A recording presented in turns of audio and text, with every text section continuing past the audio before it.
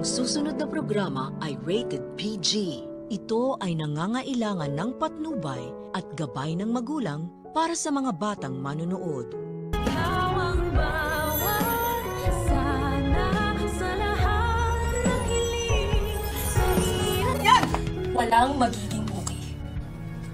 Supak. Ngayong alam na ni Justin ang plano ng kanyang amang si Eric kung paano nito mapapabagsak ang Apex ng madali na hindi sila nahahalata. At ito nga sa pamamagitan ng pagkuha ni Eric sa buong tiwala at loob nitong si Giselle ay gagawin ngayon ni Justin ang kanyang part na lalo siyang magwawala sa harap ng kanyang ina. Ito'y upang sa tuwing gagawin ito ni Justin ay lagi naman nandun si Eric upang ipagtanggol at kampihan si Giselle laban dito kay Justin. Nagawa-gawa lang naman talaga nila. Kunwari pa nga ay mamamagitan si Eric at magiging tulay sa kanilang dalawa para makuha ni Giselle ang loob ng kanyang anak sa kabilang banda.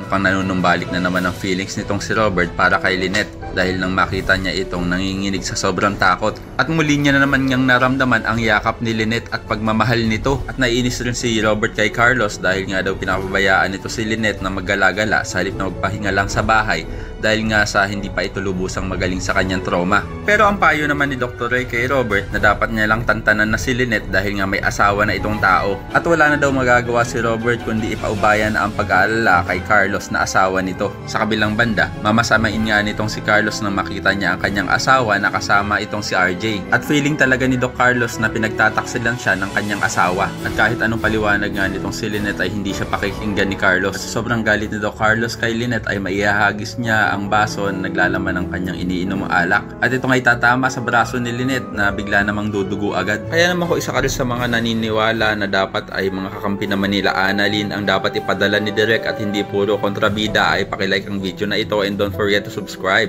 Thanks for watching and see you next time. Bye-bye.